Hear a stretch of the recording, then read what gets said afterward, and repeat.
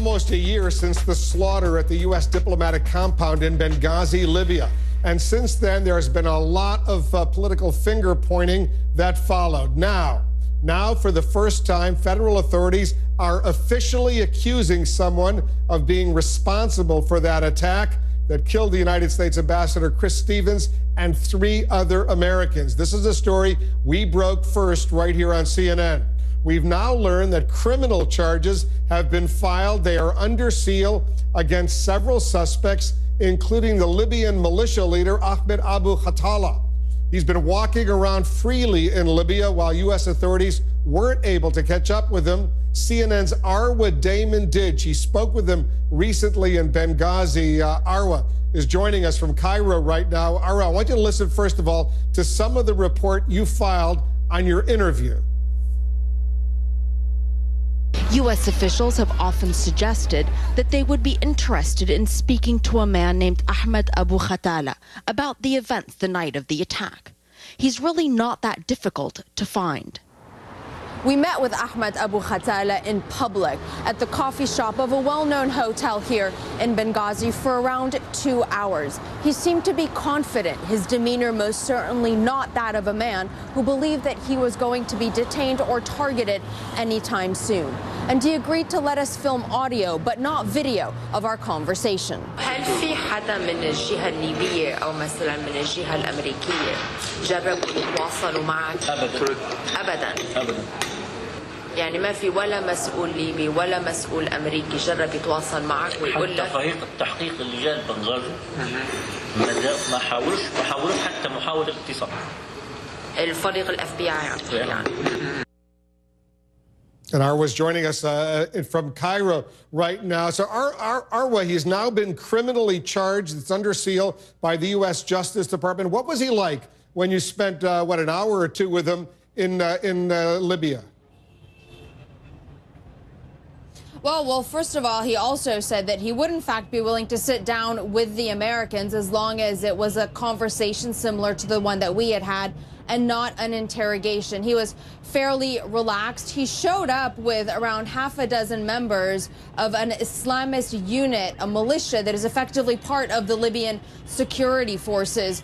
The Libyan authorities, he said that he has a fairly close relationship with a number of senior commanders amongst the Libyan security forces. He was altering between being relaxed, at times, though, getting a bit aggravated with our questions, especially when we were pressing him on specific details about what happened the night of the attack. He most certainly, Wolf, does not deny being there, but he says that he arrived on scene after one of the Libyan commanders who was close by called him up and asked him for assistance because apparently this Libyan commander's men were somehow caught up in that attack.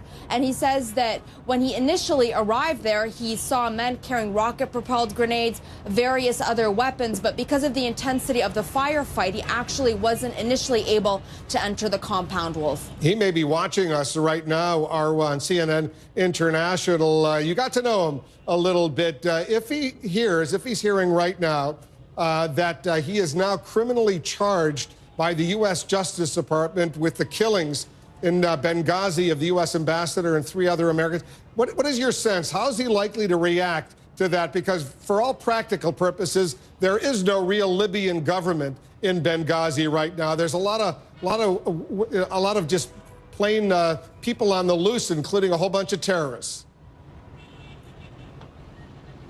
Look, Wolf, it's an incredibly sensitive situation, and we actually flat out asked him. We said, look, there's allegations against you that you were perhaps involved in the attack, that you may have been the mastermind of the attack, and he and 2 of the other militiamen who were with him burst out laughing. They found that concept to be absolutely ludicrous. It is highly unlikely that he would be willing to be brought in, be detained. That's not to say, though, that he would not necessarily be open to a conversation like he said that he was. And Wolf, when you speak to some of the other analysts, people who have been following these various groups inside Libya very closely, they will tell you that Ahmed Abu Khatala, it's highly unlikely that he was in fact directly responsible for what took place that night. They believe that the U.S. really needs to begin looking outside the box, beyond individuals whom they would perhaps deem to be the usual suspects when it comes to really tracking down who was responsible. One analyst who we spoke to said that he believed that this was an attack that was